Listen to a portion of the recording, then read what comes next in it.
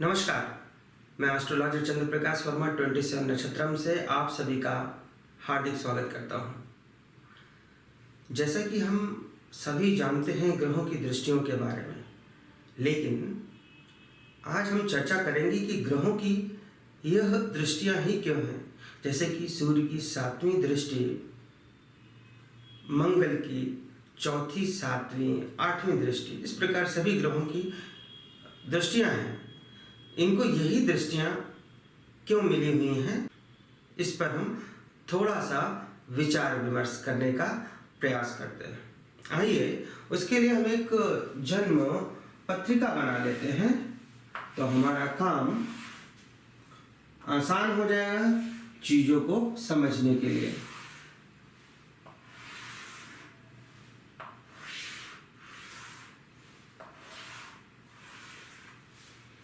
यह एक जन्म पत्रिका है जिसमें कि यह प्रथम भाव या लग्न है, द्वितीय भाव, तृतीय भाव, चतुर्थ, पंचम, षष्ठ, सप्तम, अष्टम, नवम, दशम, एकादश और द्वादश भाव।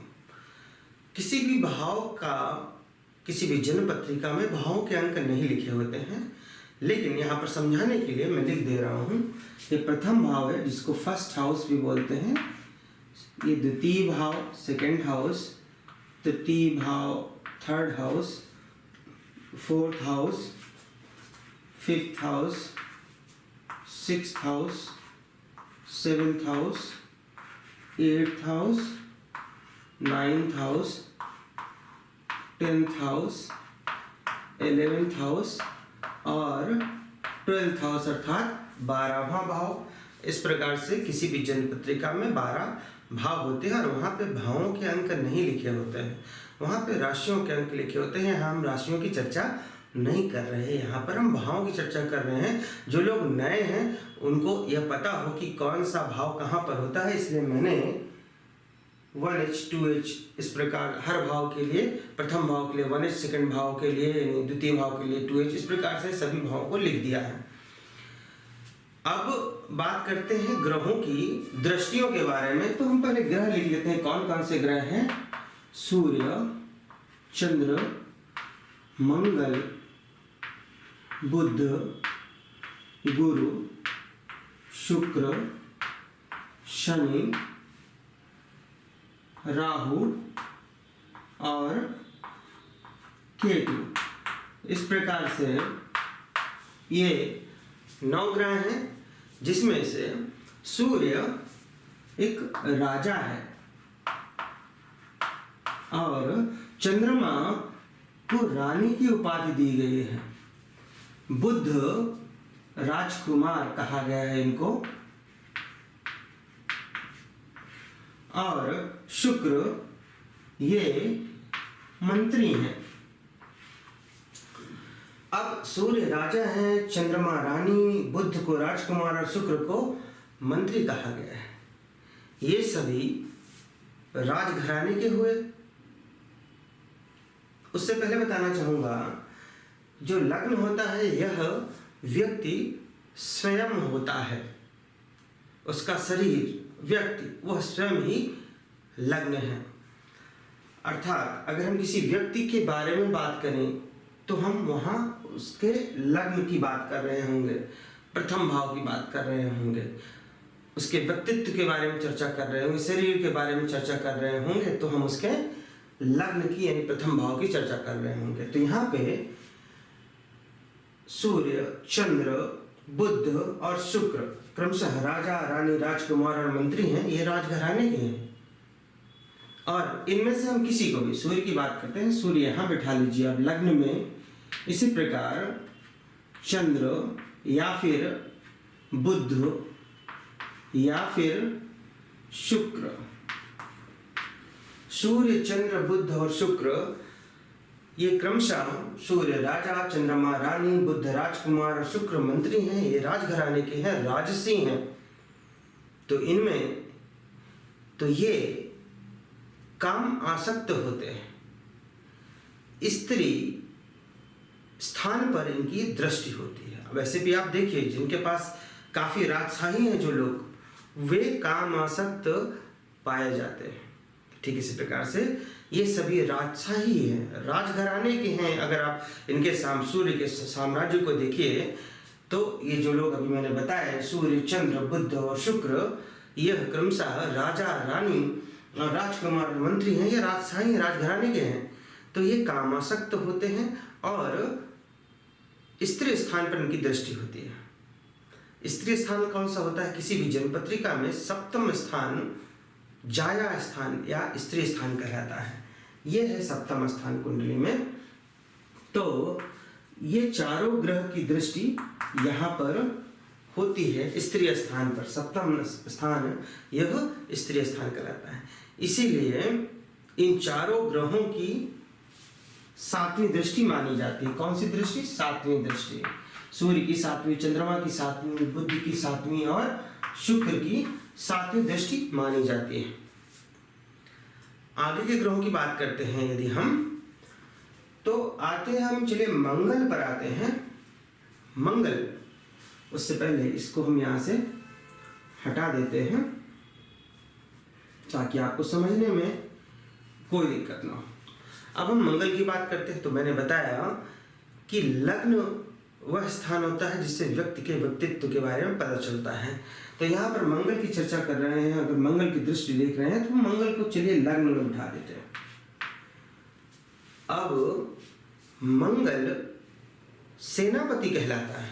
मंगल सेनापति है, राजा की सेना में सेनापति है। और सेनापति का क्या काम होता है? सेनापति का काम है राजा को सुख देना, राजा को सांसारिक सुख देना, राजा को मृत्यु से बचाना। यह कार्य होता है सेनापति का। सुख देना, स्त्री सुख या सांसारिक सुख देना और मृत्यु से रक्षा करना राजा की, यह सेनापति का कार्य होता है। यहाँ भी मंगल वही तो कर रहे हैं। मंगल यहाँ पर बैठे हैं लग्न में। अब देखिए, चतुर्थ स्थान जो जन्मपत्रिका का होता है वह होता है सुख का। ये चतुर्थ भाव है, सुख का भाव है। तो मंगल अपनी दृष्टि चतुर्थ भाव पर रखते हैं। फिर यह है स्त्री स्थान और सांसारिक सुख का स्थान, सप्तम स्थान होता है। तो मंगल अपनी सातवीं दृष्टि स्त्री स्थान या सांसारिक सुख वाले स्थान पर रखते हैं। और अष्टम स्थान जो मृत्यु स्थान होता है उस पर भी सेनापति मंगल की दृष्टि होती है। तो इस प्रकार राजा को सुख देने के लिए चतुर्थ स्थान पर अपनी दृष्टि रखते हैं मंगल। सप्तम दृष्टि रखते हैं सप्तम स्थान पर राजा को स्त्री सुख और सांसारिक सुख देने के लिए, और मृत्यु से बचाने के लिए मृत्यु स्थान जो कि अष्टम स्थान है उस पर मंगल अपनी दृष्टि रखते हैं। तो इस प्रकार से चौथी, सातवीं और आठवीं दृष्टि मंगल की हो गई। चौथी, सातवीं और आठवीं दृष्टि हो गई मंगल की। अब हम बात करते हैं गुरु की। उससे पहले यहाँ हम हटा देते हैं मंगल को, गुरु की। तो अब गुरु के व्यक्तित्व को जानना है तो गुरु को भी हमें लग्न में बिठा देते हैं। गुरु विद्या देते हैं, गुरु सांसारिक सुख देते हैं और गुरु ही धर्म की रक्षा करते हैं। यही कार्य करने के लिए जन्म पत्रिका में भी वे इन तीन स्थानों को देखते हैं। विद्या स्थान जो कि पंचम स्थान है, यहाँ पर गुरु अपनी पंचम दृष्टि डालते हैं। सांसारिक सुख का स्थान जो सप्तम स्थान है, यहाँ पर गुरु अपनी सप्तम दृष्टि डालते हैं। और धर्म का स्थान जो कि नवम स्थान है, यहाँ पर धर्म की रक्षा के लिए गुरु अपनी नवम दृष्टि बनाए रखते हैं। तो इस प्रकार गुरु पंचम, सप्तम और नवम दृष्टि रखते हैं। पंचम, सप्तम और नवम दृष्टि रखते हैं। अब बात करते हैं हम शनि की। तो लग्न में हम शनि को रख लेते हैं। अगर हमें शनि की दृष्टियों को जानना है तो अब शनि सेवक हैं, शनि नौकर हैं, किसी भी साम्राज्य में नौकर का प्रतिनिधित्व करते हैं या सेवक का प्रतिनिधित्व करते हैं शनिदेव। एक सेवक का क्या कर्तव्य होता है? एक सेवक का कर्तव्य होता है पराक्रम करना, परिश्रम करना, उससे राजा के लिए पराक्रम या परिश्रम करना। दूसरा, सांसारिक सुखों को देना, राजा को सांसारिक सुखों को देना। तीसरा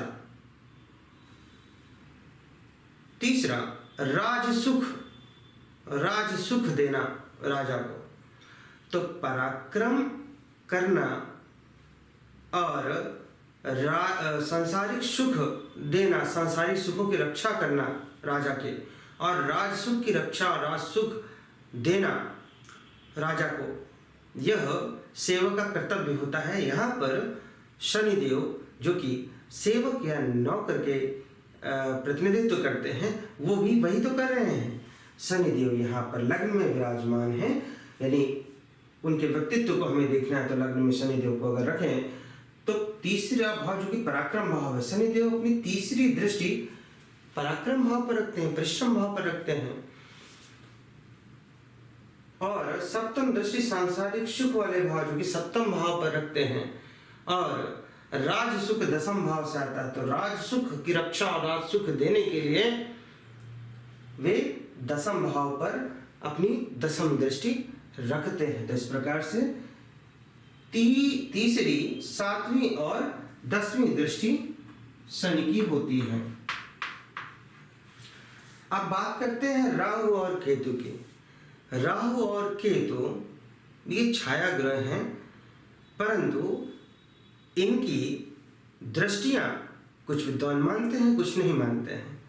जो मानते हैं वह राहु और केतु की दृष्टियां गुरुवत मानते हैं, अर्थात गुरु के समान ही राहु केतु की दृष्टियां होती हैं, 5वीं, 7वीं और 9वीं।